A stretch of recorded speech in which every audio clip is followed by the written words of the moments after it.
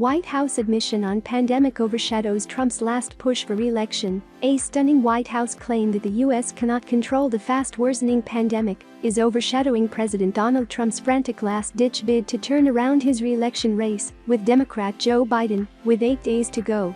The comments by White House Chief of Staff Mark Meadows on CNN on Sunday alarmed medical experts who argue that letting the coronavirus rage unchecked is akin to a policy of herd immunity that will cost many thousands of lives.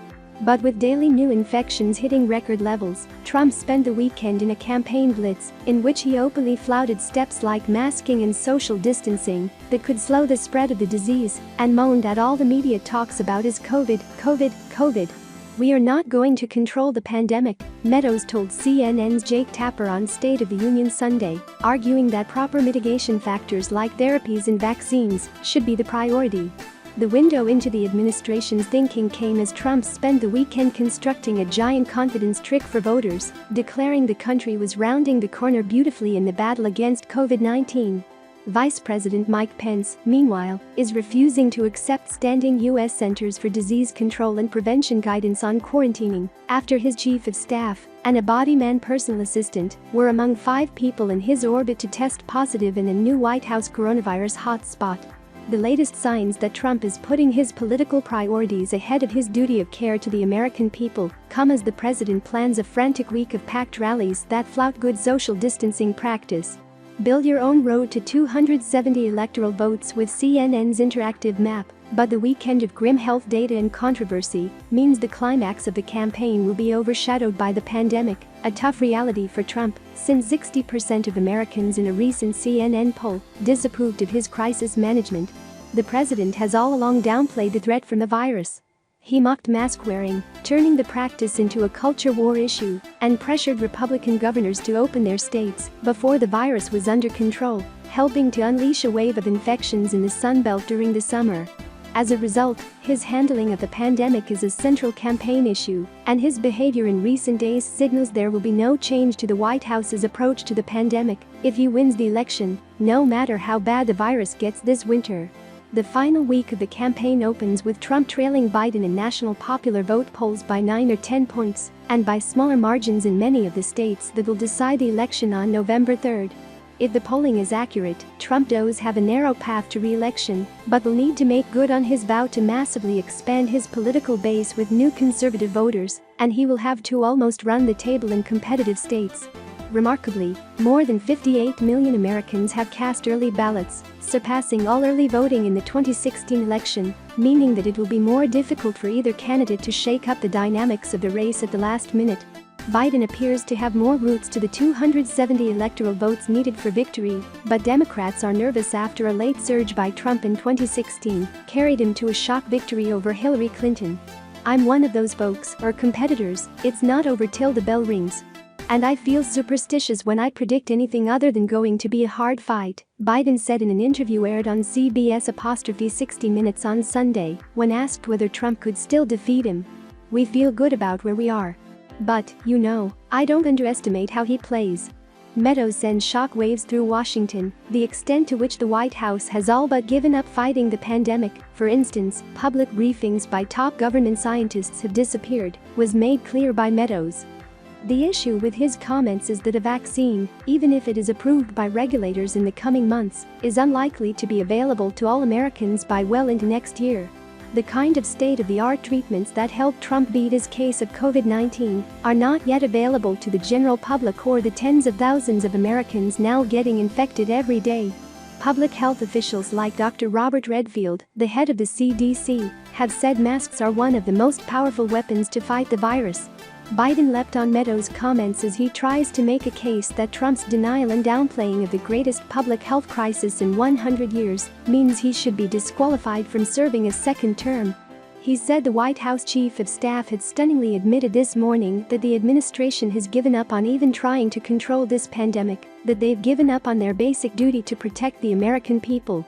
This wasn't a slip by Meadows, it was a candid acknowledgement of what President Trump's strategy has clearly been from the beginning of this crisis: to wave the white flag of defeat and hope that by ignoring it, the virus would simply go away.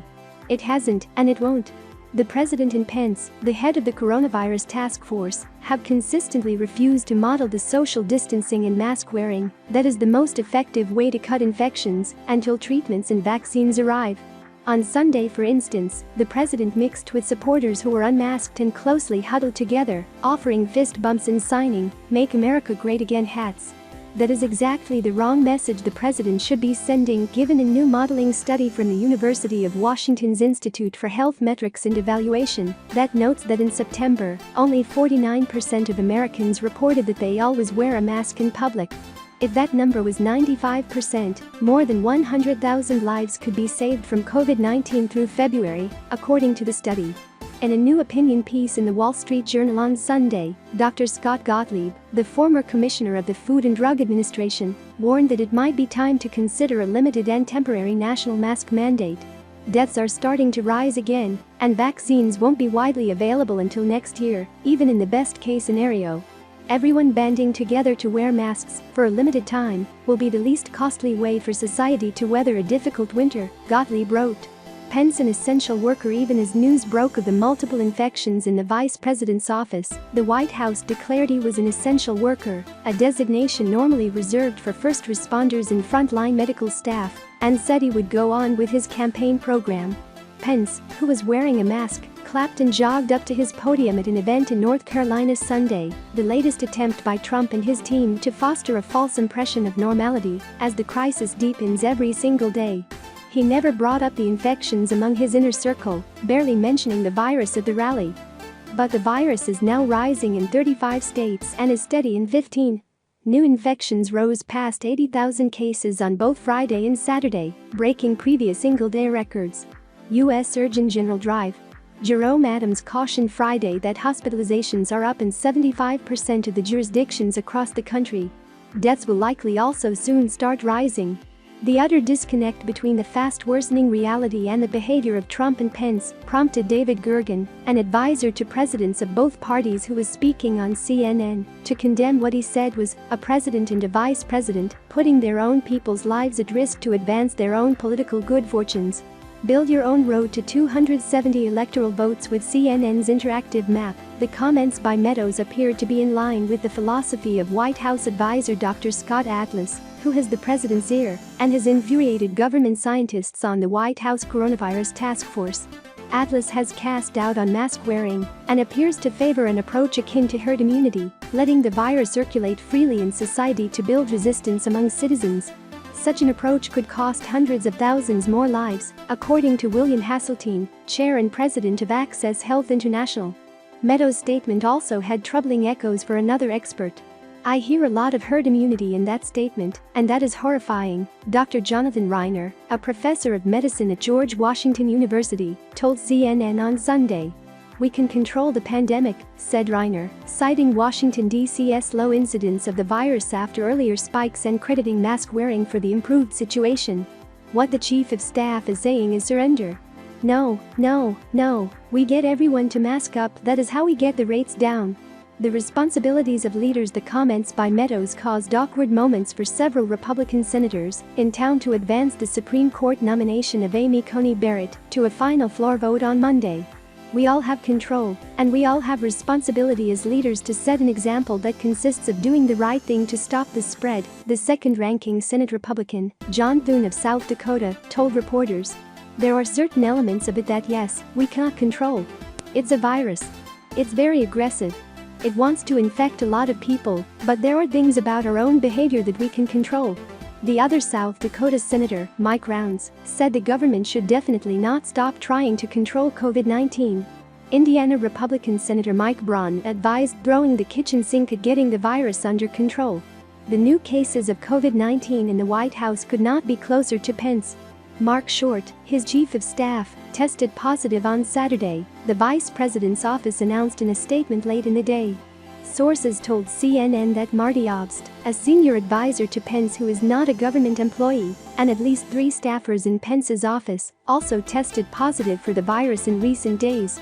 Zach Bauer, a longtime aide and one of the staffers who works closest with Pence, has tested positive for coronavirus, CNN learned Sunday.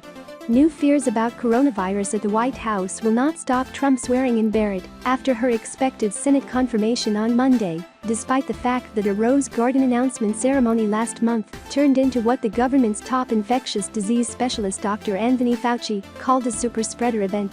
The event is due to take place at 9 p.m. Eastern Time, outside, a source familiar with the invitation told CNN.